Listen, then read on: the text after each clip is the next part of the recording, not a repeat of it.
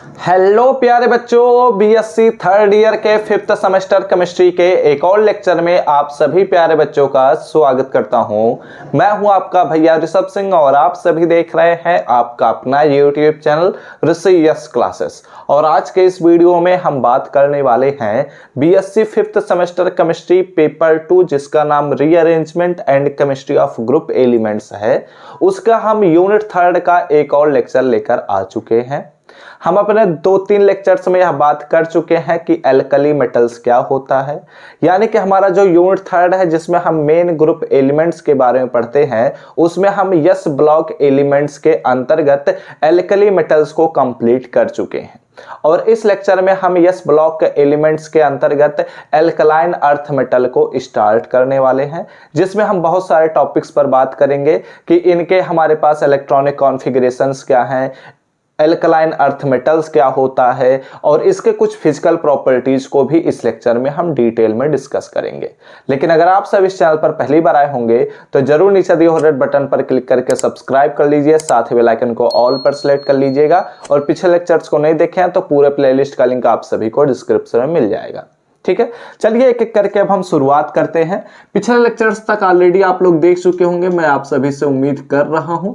ठीक है, तो यहां पर ध्यान दीजिएगा कि एल्कलाइन अर्थ मेटल्स आप सभी का अगला पढ़ने वाला टॉपिक आता है। ठीक है, तो आप लोग बीच में हेडिंग दे दीजिए एल्कलाइन अर्थ मेटल्स। ठीक है, क्षारीय मृदा धातु हिंदी में अगर कहेंगे तो। ठीक है, आप लोग इंटरमीडिएट में भी शायद पढ़े होंगे। तो देखो बच्चों, हम जब पीरियोडिक टेबल देखते हैं, आप सभी के पास पीरियोडिक टेबल आ चुका होगा, मैं उम्मीद कर रहा हूं, क्योंकि मैं ऑलरेडी आप सभी से 2-3 दिन पहले बताया था। ठीक है, तो जब आप लोग अपने सामने रख लीजिएगा पीरियोडिक टेबल, वहां पर ध्यान दीजिए। जो पीरियोडिक टेबल होता है उसका जो पहला ग्रुप है, ठीक है, उसे हम कहते हैं एल्कली मेटल। जो दूसरा ग्रुप है उसे हम कहते हैं एल्कलाइन अर्थ मेटल। ठीक है, दूसरे ग्रुप की स्टार्टिंग कहां से होती है? हमारे पास एटॉमिक नंबर 4 से होती है, जिसमें हमारे पास एलिमेंट आता है बेरिलियम।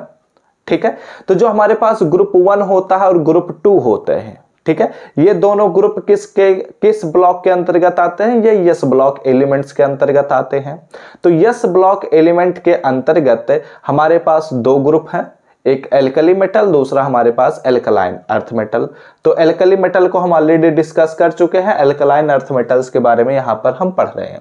जो हमारे पास एल्कलाइन अर्थ मेटल्स होते हैं, इनका अगर हम इलेक्ट्रॉनिक कॉन्फ़िगरेशन जनरल देखते हैं तो यहां पर होता है NS2 होता है, क्योंकि एल्कली मेटल्स जो होते हैं उनका NS1 होता है, तो उसके बाद का ही यह ग्रुप है, तो यहां पर एक और इलेक्ट्रॉन ऐड हो जाता है, तो इसलिए इसे हम NS2 कहते हैं। ठीक है, ध्यान दीजिए, चीजों को एक एक करके हम समझते हुए चलते हैं। यहां पर यह बात ध्यान रखिएगा कि जो हमारे पास एल्कली मेटल्स होते हैं उनकी तुलना में एल्कलाइन अर्थ मेटल्स ज्यादा रिएक्टिव होते हैं। ठीक है, और यहां पर यह भी ध्यान रखिएगा, ये ज्यादा रिएक्टिव होने की वजह से ये फ्री स्टेट में नहीं पाए जाते हैं। ये अधिकतर ऐसा देखा गया है कि ये सॉल्ट के फॉर्म में पाए जाते हैं। ठीक है, तो एक एक करके चलिए हम बात करते हैं। इसमें हमारे पास टोटल जो एलिमेंट्स हैं उनके बारे में भी समझ लेते हैं और उनका इलेक्ट्रॉनिक कॉन्फ़िगरेशन पर भी बात कर लेते हैं। ठीक है, तो आप लोग पहला इसके अंतर्गत हेडिंग दे दीजिएगा इलेक्ट्रॉनिक कॉन्फ़िगरेशन। ठीक है, इलेक्ट्रॉनिक कॉन्फ़िगरेशन। ठीक है, तो इलेक्ट्रॉनिक कॉन्फ़िगरेशन के बारे में चलिए अब हम बात कर लेते हैं, कि करके चीज़ों को समझ लेते हैं। तो हमारे पास इलेक्ट्रॉनिक कॉन्फ़िगरेशन में अगर देखा जाए तो सबसे पहला हमारे पास स्टार्टिंग होता है, मैं एक एक करके लिख देता हूँ। ठीक है, बेरिलियम का। ठीक है, बेरिलियम हमारे पास सबसे पहला आता है, जिसे हम अगर नोटेशन के रूप में देखते हैं तो Be लिखा जाता है। ठीक है, उसके बाद हमारे पास आता है बेटा मांगे, ऐसे ही आप लोग याद कर सकते हैं, बेटा मांगे यानी कि Mg मतलब मैग्नीशियम। ठीक है, कार, बेटा मांगे कार, तो कार मतलब हो गया Ca, जिसे हम कहते हैं कैल्शियम। ठीक है, प्रोनाउंसिएट करेंगे कैल्शियम। ठीक है, लेकिन लिखा जाता है कैल्शियम। ओके, तो बेटा मांगे कार स्कूटर यानी कि SR। ठीक है, इसे हम कहते हैं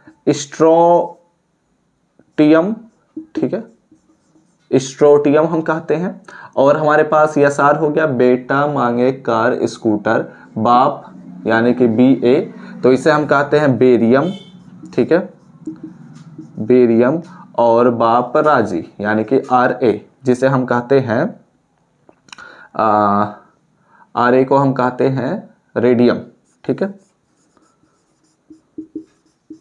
ओके। तो अब यहां पर ये सारे हमारे पास एलिमेंट्स आ चुके हैं एल्कलाइन अर्थ मेटल्स में, ठीक है। तो हमारे पास जो ये टोटल एलिमेंट्स हैं, इनके अगर संख्याओं को काउंट किया जाए तो आप लोग देख सकते हैं कि टोटल हमारे पास 6 एलिमेंट आते हैं जो कि एल्कलाइन अर्थ मेटल्स होते हैं। और अगर एल्कली मेटल्स पर हम बात करते हैं तो वहां पर 7 आता है, क्योंकि वहां पर हम हाइड्रोजन को भी इंक्लूड करते हैं जो ग्रुप 1 का एलिमेंट के कैटेगरी में रखा जाता है, ठीक है। तो ये सारी चीजें आप लोग जानते हैं, ठीक है। तो अब यहां पर अगर इनके एटॉमिक नंबर को लिखा जाए तो हमारे पास लिथियम का कितना होता था, 3 होता था, तो उसके बाद ही बेरिलियम आता है, इसलिए इसका हो जाएगा 4।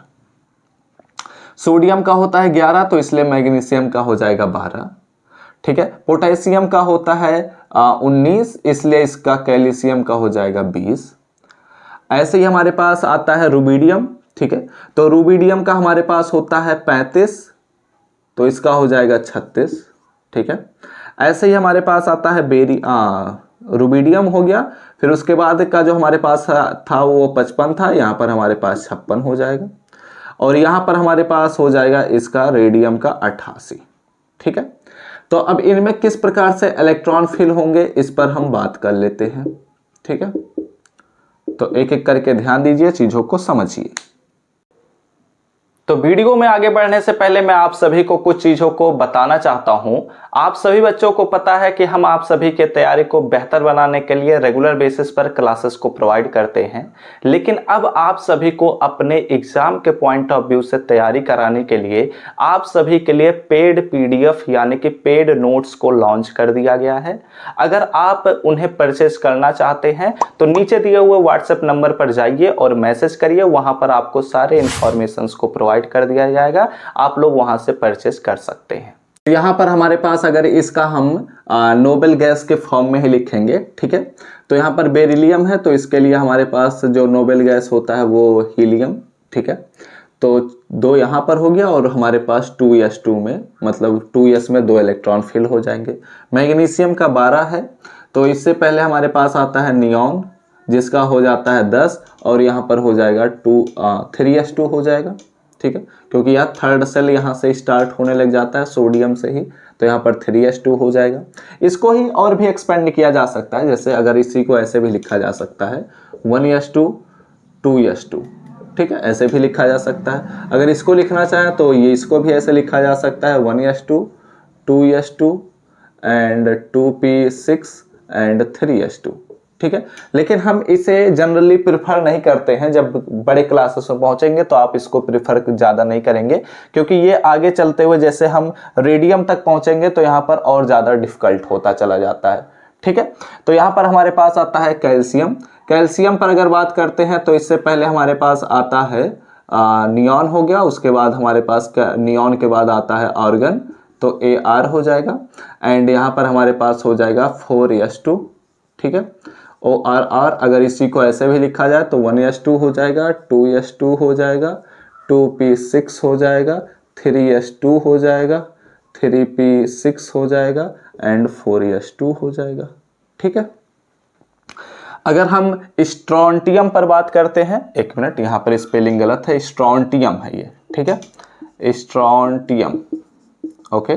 तो स्ट्रोंटियम का 1 मिनट, 36 नहीं होता, 38 होता है, ठीक है, क्योंकि हमारे पास रुबिडियम का 37 होता है, यही है ना। यहाँ पर हमारे पास लिथियम हो गया, यहाँ पर हमारे पास मतलब इसके पहले वाले एलिमेंट पर हम बात कर रहे हैं तो इसका हमारे पास 38 होता है, ठीक है। अब सही है, 36 नहीं होता। तो यहाँ पर हमारे पास आर्गन हो गया, और आर्गन के बाद हमारे पास होता है क्रिप्टॉन, ठीक है, तो Kr आ जाएगा, एंड क्रिप्टॉन के बाद हमारे पास हो जाएगा 5s2, तो इसी को ही ऐसे भी लिखा जा सकता है, तो आप चाहें तो एक्सपेंड करते हुए लिख दीजिए। चलो मैं इसका भी लिख दे रहा हूँ, ठीक है। वैसे हम लोगों ने एल्कली मेटल्स में नहीं लिखा था, लेकिन यहाँ पर चलिए लिख लेते हैं, कोई दिक्कत की बात नहीं है। यहाँ पर 1s2 हो जाएगा, यहाँ पर 2s2 हो जाएगा, यहाँ पर 2p6 हो जाएगा, 3s2 हो जाएगा। एल्कली मेटल्स आप खुद से भी लिख लीजिएगा अगर लिखना चाहे तो, मैंने ऑलरेडी वहाँ पर भी यह बात जरूर बोला होगा। तो 4s2 हो जाएगा एंड यहाँ पर हमारे पास हो जाएगा 3d, ठीक है, क्योंकि यहाँ से हमारे पास d तो इंट्रोड्यूस ही हो जाता है, तो यहाँ पर हमारे पास हो जाएगा 3d10, ज़्यादा ना हो जाए, 10 10 20 10 30, ठीक है, एंड फिर 4s2 3d10 एंड फिर 4p हमारे पास 6 हो जाएगा एंड फिर 5s2 हो जाएगा, ठीक है। तो 10 10 20 10 30 और 8 38, सही है, ठीक है। ऐसे ही हम बेरियम पर अगर बात करते हैं तो बेरियम का हमारे पास होता है क्या, क्रिप्टॉन हो गया, यहाँ पर हमारे पास आ जाएगा जेनॉन, ठीक है। तो जेनॉन 6s2 लिख दिया जाएगा। अब इसको भी अगर लिखना चाहें तो आप लोग लिख लीजिएगा, लेकिन अब यहाँ पर डिफिकल्टीज बढ़ते चले जाएंगे, हो सकता है कई बार आप लोग गलत लिख दें, तो प्लीज़ आप लोग इस चीज़ को मत प्रेफर करिए, क्योंकि अगर आप गलती करेंगे लिखने में तो नंबर कट जाएंगे, ठीक है। आप अगर ये वाला याद रख सकते हैं तो अच्छी बात है, अदरवाइज आप लोग अगर लगता है कि ये वाला लिख ले जाएंगे तो इसी को ही लिखिए, ठीक है। लेकिन अगर कुछ भी गलत हुआ तो नंबर कटेंगे 100%, ठीक है। इसमें भी गलत हुआ तो भी नंबर कटेंगे, ऐसा नहीं है कि इसमें छूट मिल जाएगी, इसमें भी नंबर कटेंगे।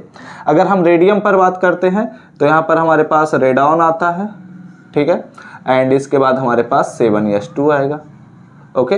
तो ये हमारे पास हो गया टोटल 6 एलिमेंट्स जो कि एल्कलाइन अर्थ मेटल्स के अंतर्गत आते हैं, और इनका हमने इलेक्ट्रॉनिक कॉन्फ़िगरेशन देख लिया, ठीक है। तो आप लोग सारी चीज़ों को देख लीजिए, मैं भी एक बारी थोड़ा सा दूर से देख लेता हूँ कहीं कुछ गलत ना हो, ठीक है। सब कुछ सही तो नज़र में आ रहा है, ओके, हाँ बिल्कुल सही है। इस मतलब इलेक्ट्रॉनिक कॉन्फ़िगरेशन में कोई दिक्कत नहीं लग रहा है। 2 3 4 5 6 7, ठीक है। तो आप लोग स्क्रीनशॉट लीजिए, उसके बाद हम बात करते हैं अगले पॉइंट्स को। तो हम लोगों ने एल्कलाइन अर्थ मेटल का इलेक्ट्रॉनिक कॉन्फ़िगरेशन देख लिया, तो अब चलिए इसमें हम अगले प्रॉपर्टी पर बात करते हैं। हमारे पास जो अगला प्रॉपर्टी है वो है एटॉमिक रेडियाई, ठीक है, सॉरी, एटॉमिक रेडियाई, या फिर आप कह सकते हैं कि एंड आयनिक रेडियाई, हम दोनों पर बात कर रहे हैं, ठीक है। यानी कि इनका अगर हम आयन बनाते हैं तो भी उस पर हम बात करने के काबिल हो चुके हैं, ठीक है। तो हम लोगों ने एल्कली मेटल में भी atomic radii and ionic radii के बारे में पढ़ा था, यहाँ पर भी हम समझ लेते हैं क्या होता है, समझते हैं। देखो एटॉमिक रेडियाई तो आप लोग जानते ही हैं, मतलब अगर कॉन्सेप्ट समझने की कोशिश किया जाए तो आप लोग जानते ही हैं कि हमारे पास यह अगर न्यूक्लियस है तो जो भी हम एलिमेंट ले रहे हैं उसका जो आउटर मोस्ट सेल होगा उसके न्यूक्लियस से उसका जितना डिस्टेंस होता है उसी को हम एटॉमिक रेडियाई कहते हैं। और अगर एलिमेंट बदल चुका है आयन में, यानी कि उसमें से कोई एक इलेक्ट्रॉन या तो बाहर निकल चुका है या तो उसके सेल में कोई एक इलेक्ट्रॉन को ऐड कर दिया गया है, तो उसका जो रेडियाई होता है उसमें डिफरेंस आ जाता है। बहुत थोड़ा सा ही डिफरेंस आता है माइक्रोस्कोपिक लेवल पर, लेकिन वो डिफरेंस आ जाता है, ठीक है। तो उसे हम क्या कहते हैं, तब वहां उस सिचुएशन में न्यूक्लियस से आउटर मोस्ट सेल के बीच का डिस्टेंस को ही हम कहते हैं आयनिक रेडियाई, ठीक है। तो ये बात तो आप लोग जानते हैं, अच्छी बात है। तो अगर ये बात आप सभी को पता है तो अब यहां पर ध्यान दीजिएगा मैं क्या बात बोलने वाला हूं, कि हमारे पास अगर जैसे जैसे हम ग्रुप 2 की अब हम बात कर रहे हैं, ठीक है। ग्रुप 1 पर हमने बात कर रहे हैं, ग्रुप 2 हमेशा याद रखिएगा। अब जब मैं ग्रुप बोलूंगा तो यहां पर यही बात ध्यान रखिएगा कि जब हम ग्रुप 2 में बेरिलियम से होते हुए रेडियम तक पहुंचते हैं तो हर एक एलिमेंट के अंतर्गत क्या होता है, एक एक सेल इंक्रीज करता चला जाता है, ठीक है। इंक्रीज इन सेल मैं लिख देता हूं, ठीक है, ऐसे ही समझ लेते हैं क्या होता है। एक एक सेल इंक्रीज करता चला जाता है, क्योंकि उनके हम क्या बात कर रहे हैं, क्योंकि उनके पीरियड हमारे बढ़ते चले जाते हैं, ठीक है।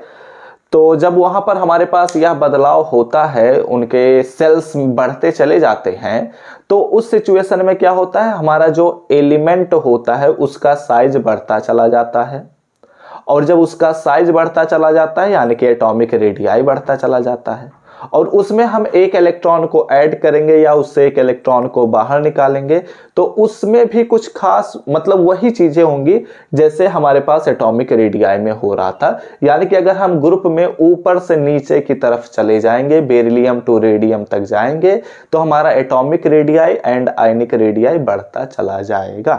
ठीक, पहले इतनी चीजों को अब हम नोट डाउन कर लेते हैं, फिर इसको हम एल्कली मेटल से कंपैरिजन भी करेंगे। ओके, तो यहां पर ध्यान दीजिएगा कि ड्यू टू एडिशन, ठीक है, due to addition of an extra, ठीक है, सेल इन द एलिमेंट, या फिर आप लिख सकते हैं इन द एटम।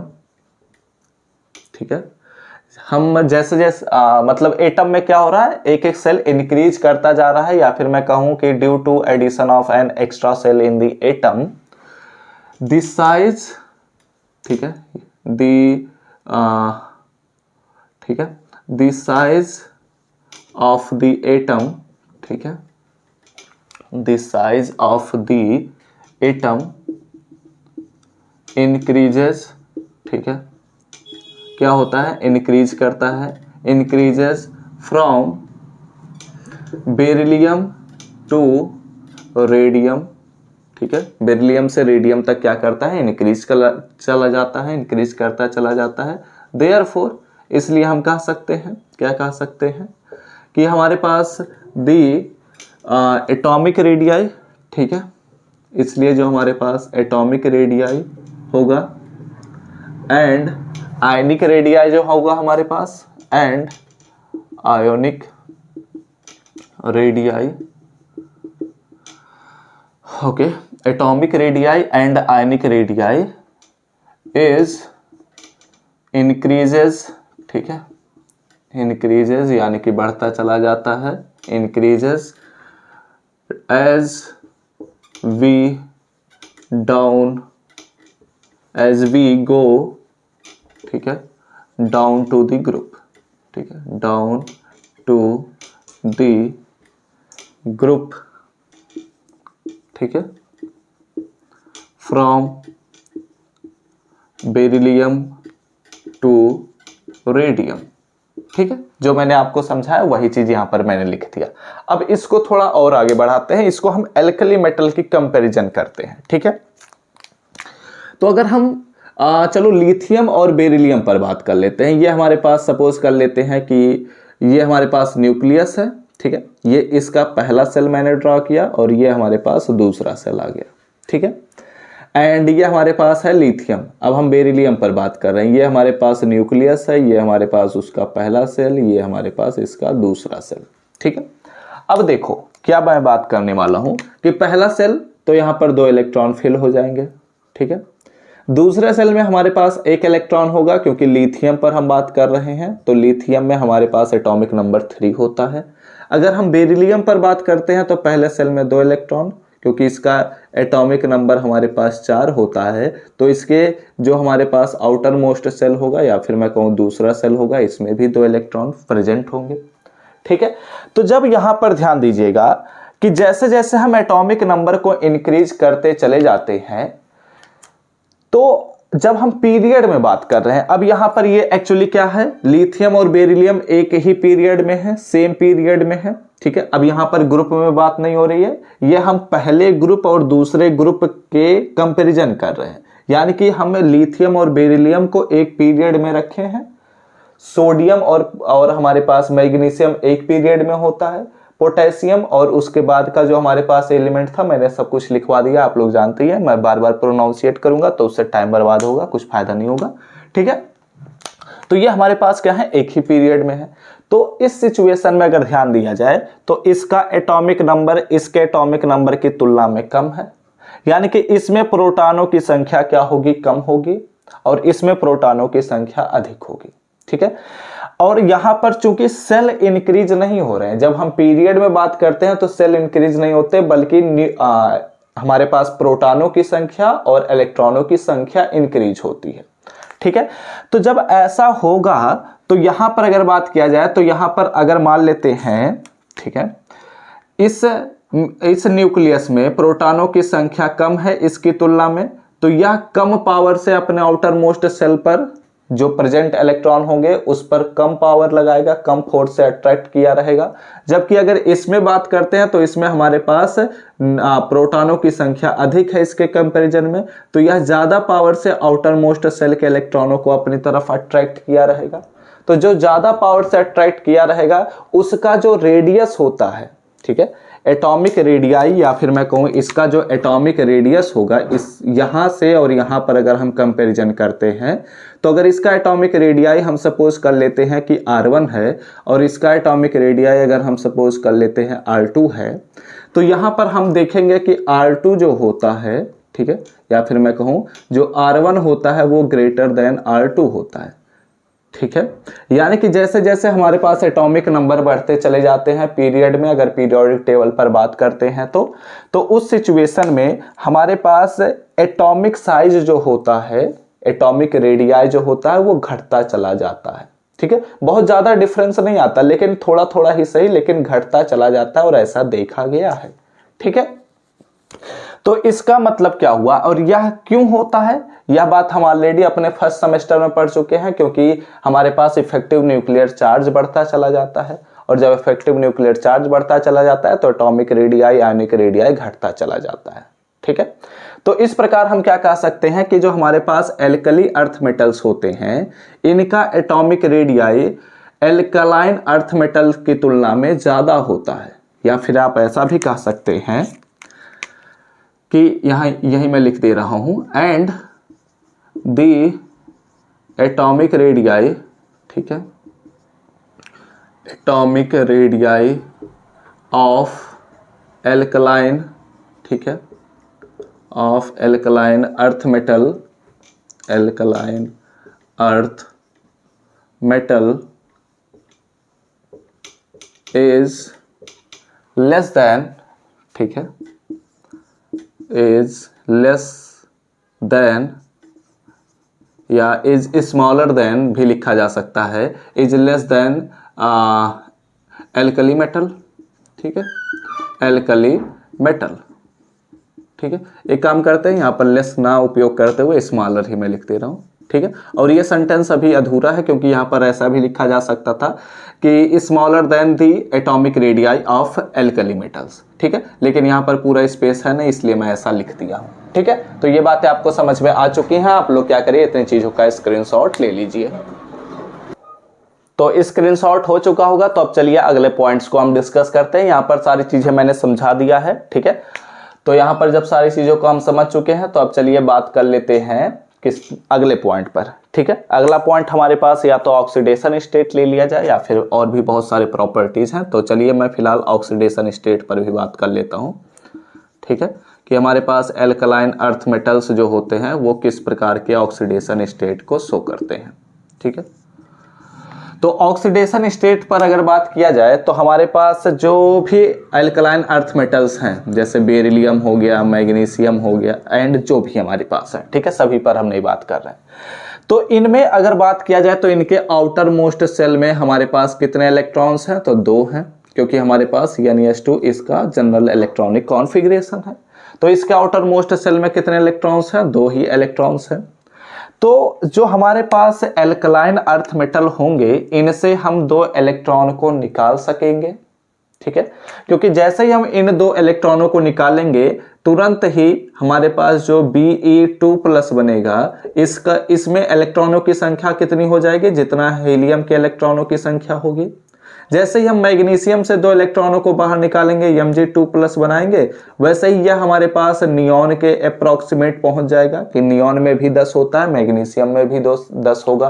तो ये बहुत ही आसानी से 2 इलेक्ट्रॉनों को रिमूव करेंगे। क्यों रिमूव करेंगे, क्योंकि जब ये 2 इलेक्ट्रॉनों को रिमूव कर रहे हैं या फिर लूज कर रहे हैं तो ऐसा देखा जा रहा है कि इनका इलेक्ट्रॉनिक कॉन्फ़िगरेशन एक इनर्ट गैस या फिर नोबल गैस के कॉन्फ़िगरेशन के इक्विवेलेंट बन जा रहा है, ठीक है।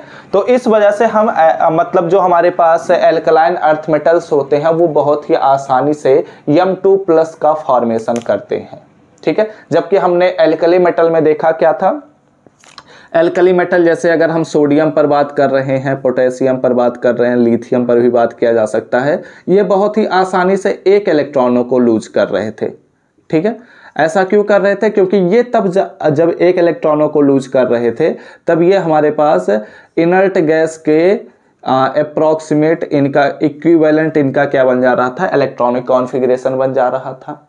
ठीक है, इस वजह से ऐसा कर रहे थे। ओके, तो इसलिए यहां पर इस चीज को भी हम मेंशन कर सकते हैं। तो मैं इसे इरेज कर रहा हूं, उम्मीद करता हूं ये पॉइंट आपको समझ में आया होगा। वैसे अगर थोड़ा बड़ा लेक्चर और भी बन पाता ना, या फिर आपके पास थोड़ा और समय होता, तो मैं इन प्रॉपर्टीज पर और भी ज़्यादा डिटेल में लेक्चर दे सकता हूं, लेकिन फिलहाल थोड़ा टाइम कम है आप सभी के पास, मैं जानता हूं एग्जाम करीब है, तो इसलिए थोड़ा शॉर्ट में करता चल रहा हूं। ठीक है, तो ऑक्सीडेशन स्टेट पर अगर बात किया जाए, या फिर अगर यही पेड कोर्स होता तो उसमें और भी चीज़ें हो जाती, लेकिन पेड कोर्स हमारा चलता नहीं है।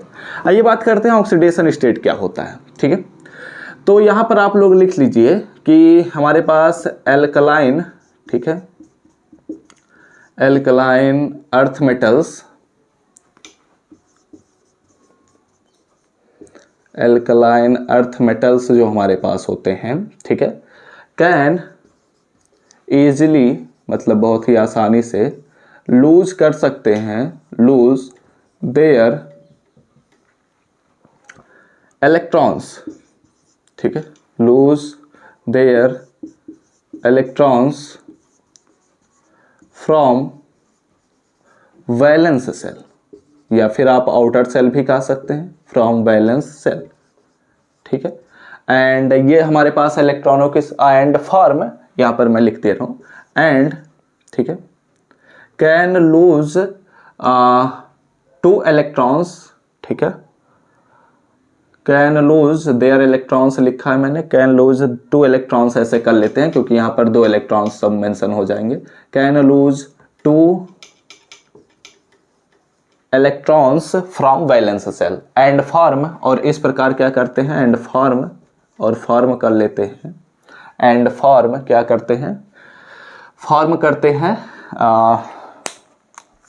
यूनिवैलेंट ना कहते हुए यहाँ पर डाईवैलेंट हम कहेंगे या बाईवैलेंट कहेंगे, तो इसलिए यहाँ पर मैं कह देता हूँ कि M2+ आयन। ठीक है, यहाँ पर 2 प्लस मैंने बनाया है, हो सकता है 2+ ना दिखे, इसलिए मैं लिख दे रहा हूँ। ठीक है, M2+ आयन। ओके ओके, ठीक है, आप लोग समझ गए होंगे। एंड यहाँ पर मैं लिख दे रहा हूँ दिस M2+ आयन कॉन्फ़िगरेशन, ठीक है, कॉन्फ़िगरेशन, कॉन्फ़िगरेशन कौन सा कॉन्फ़िगरेशन, यहाँ पर इलेक्ट्रॉनिक कॉन्फ़िगरेशन पर बात कर रहे हैं, किया जा रहा है। इज लाइक एन, ठीक है, is like an inert gas, ठीक है, इनर्ट गैस कॉन्फ़िगरेशन।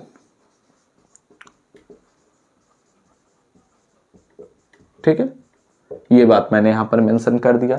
अब अगर इसमें हम आयोनाइजेशन पोटेंशियल एनर्जी पर बात करते हैं तो वो बात अलग है कि अब यहां पर हम 2+ आयन बन चुका है, और इसी चीज को हम यहां पर फिलहाल मेंशन भी नहीं करेंगे आयोनाइजेशन पोटेंशियल पर, क्योंकि अगर वो अगर अलग टॉपिक होगा तो उसे हम अलग ही डिटेल में डिस्कस कर लेंगे।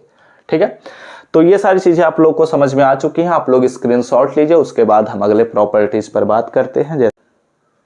तो चलिए, अब बात जब छिड़ गई है कि आयोनाइजेशन पोटेंशियल क्या होता है, तो उसे भी हम टॉपिक को कंप्लीट ही कर लेते हैं। ठीक है, जब हमने शुरुआत कर ही दिया है, चीज़ों का मेंशन कर ही दिया है, तो इस पर भी बात कर ही लिया जाए, क्या ही करना है। ठीक है, यह भी एक हमारे पास टॉपिक है ही, इंपॉर्टेंट भी है। ठीक है, आयोनाइजेशन एनर्जी लिख लीजिए या फिर आयोनाइजेशन पोटेंशियल लिख लीजिए। ठीक है, आयोनाइजेशन, ठीक है, पोटेंशियल। ओके, तो चलिए इस पर भी बात कर लिया जाए कि आयोनाइजेशन पोटेंशियल क्या होता है। ठीक है, पोटेंशियल, सही है। ठीक है, तो आयोनाइजेशन पोटेंशियल पर अगर बात किया जाए तो देखो बच्चों, पहले इस चीज को समझो, हमने अभी आपको समझाया कि जो हमारे पास एल्कलाइन अर्थ मेटल्स होते हैं, ठीक है, उनका जो एटॉमिक साइज है, या फिर मैं कहूँ इनका जो एटॉमिक रेडियाई होता है, ये एल्कली मेटल की तुलना में छोटे होते हैं। ठीक है, उनके कंपैरिजन में जब हम करते हैं तो इनका साइज छोटा होता है क्योंकि इनका इफेक्टिव न्यूक्लियर चार्ज ज़्यादा होता है और इस वजह से ये अपने आउटर मोस्ट सेल को और भी मजबूती के साथ बांधे रखते हैं, जिससे इनका साइज थोड़ा छोटा हो जाता है। ठीक है, तो जब ये बात हम समझ चुके हैं, और आयोनाइजेशन पोटेंशियल का मतलब क्या है कि हमारे पास जो भी एटम है उसके आउटर मोस्ट सेल से इलेक्ट्रॉनों को निकालने में जो हमें एनर्जी खर्च करनी पड़ती है, ठीक है, तो वही हमारे पास उसी को ही जब हम मेजर करते हैं तो उसी को ही हम कहते हैं आयोनाइजेशन एनर्जी, और उसी को जब हम इलेक्ट्रॉन वोल्ट में रिप्रेजेंट करते हैं तो वो पोटेंशियल में बदल जाता है। ठीक है, तो ये सारी चीजें हम लोग जानते हैं, फर्स्ट सेमेस्टर में भी इस चीज को पढ़ चुके हैं। तो यहाँ पर मैं क्या समझा रहा हूँ, इस बात पर फोकस करिए कि हमारे पास जो एल्कलाइन अर्थ मेटल्स का साइज होता है वो एल्कली मेटल की तुलना में क्या होता है, छोटा होता है। और जब किसी भी एटम का, किसी भी एलिमेंट का साइज छोटा होगा तो उनसे इलेक्ट्रॉनों को निकालने में उतना ही ज्यादा एनर्जी खर्च करना पड़ेगा, क्योंकि जो वस्तु आपके पास है उसे अगर आपसे कोई छीनना चाहता है तो उसे और भी ज्यादा एनर्जी लगानी पड़ेगी, लेकिन कोई वस्तु अगर आपसे दूर है तो उसे आसानी से छीना जा सकता है। वैसे ही सेम कॉन्सेप्ट यहां पर भी उपयोग किया जा रहा है आयोनाइजेशन पोटेंशियल की तुलना में। ठीक है, तो यहां पर अगर हम लिखना चाहें तो क्या लिख सकते हैं, दी फर्स्ट, ठीक है, ध्यान दीजिएगा, समझने का प्रयास करिएगा, द फर्स्ट आयोनाइजेशन, ठीक है, the first ionisation potential of alkaline earth metal, ठीक है, ऑफ एल्कलाइन अर्थ मेटल, ठीक है, एल्कलाइन अर्थ मेटल्स। ओके, समझिए इस बात को कि हम अभी पहले बात कर रहे हैं फर्स्ट आयोनाइजेशन पोटेंशियल पर, ठीक है, हम सेकेंड आयोनाइजेशन पोटेंशियल पर बाद में बात कर लेंगे। पहले हमें पहले इलेक्ट्रॉन को निकालना पड़ता है, फिर दूसरे इलेक्ट्रॉन को निकालना रहता है। ठीक है, तो इसलिए हम क्या बात कर रहे हैं कि एल्कलाइन अर्थ मेटल्स का जो फर्स्ट आयोनाइजेशन पोटेंशियल होता है, ठीक है, इज ग्रेटर, या फिर आप हायर भी लिख सकते हैं, ग्रेटर देन, ठीक है, क्या होता है, वह अधिक होता है, आप हायर भी लिख सकते हैं, हायर देन द फर्स्ट, ठीक है, then the first ionisation, okay, the first ionisation potential of alkali metal. ठीक है, ये एल्कली मेटल की तुलना में क्या होता है, अधिक होता है। रीजन भी मैंने आप सभी को बता ही दिया है, तो यहां पर लिख भी लिया जाए कि दिस इज बिकॉज, ठीक है, इसके पीछे का रीजन क्या है, this is because the atomic size, या फिर आप एटॉमिक रेडियाई भी लिख सकते हैं, या फिर आप डायरेक्ट भी लिख सकते हैं कि दिस साइज, ठीक है, ऑफ एल्कलाइन अर्थ मेटल, ठीक है, एल्कलाइन अर्थ मेटल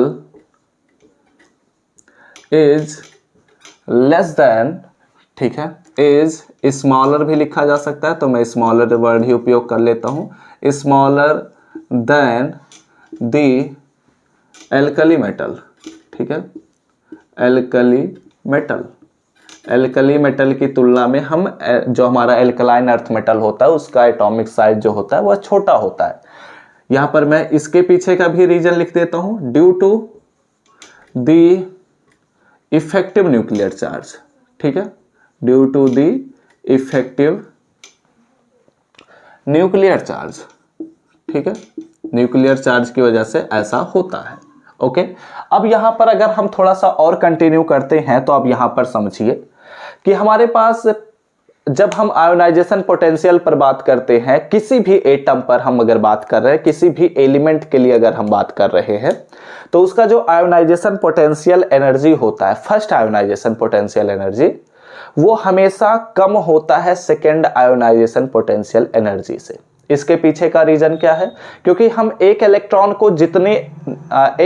को निकालने में जितनी एनर्जी हमें खर्च करनी पड़ रही है वह उस एटम पर अटैक करने की वजह से होता है। लेकिन जब हमें दूसरे इलेक्ट्रॉन को निकालना रहता है तो जब हम पहले इलेक्ट्रॉन को ऑलरेडी निकाल चुके हैं तो उस पर एक प्लस चार्ज एक्स्ट्रा आ चुका है।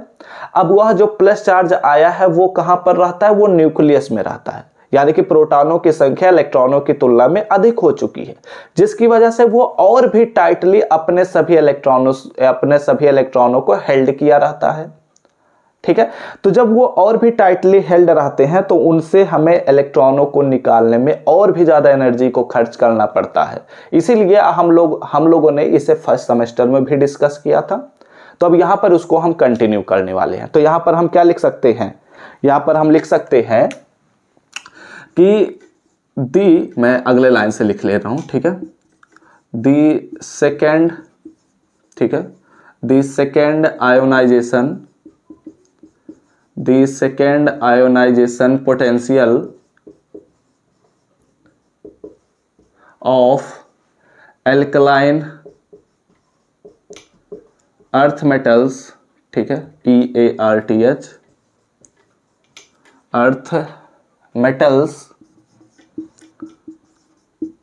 आर हायर, ठीक है, are higher than the first, ठीक है, फर्स्ट आयोनाइजेशन पोटेंशियल, मैं IP लिख दे रहा हूं, ठीक है, फर्स्ट हायर मतलब फर्स्ट आयोनाइजेशन पोटेंशियल से ज्यादा होता है। ठीक है, अब यहां पर एक और पॉइंट्स को डिस्कस करते हैं कि अगर हम ग्रुप टू की बात की जा रही है, यानी कि बेरिलियम टू रेडियम पर हम बात कर रहे हैं।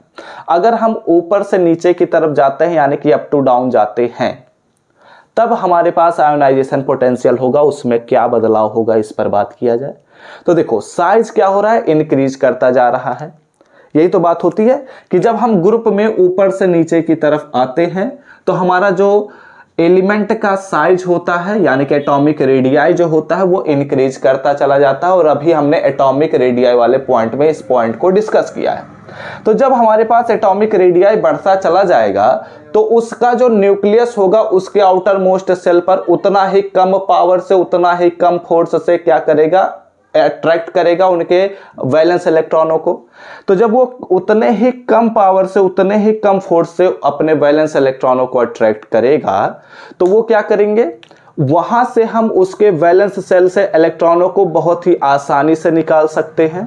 तो इस वजह से हमारे पास जो आयोनाइजेशन एनर्जी या फिर जिस एनर्जी को हम खर्च कर रहे हैं इलेक्ट्रॉनों को निकालने में, वो उतना ही कम होगा।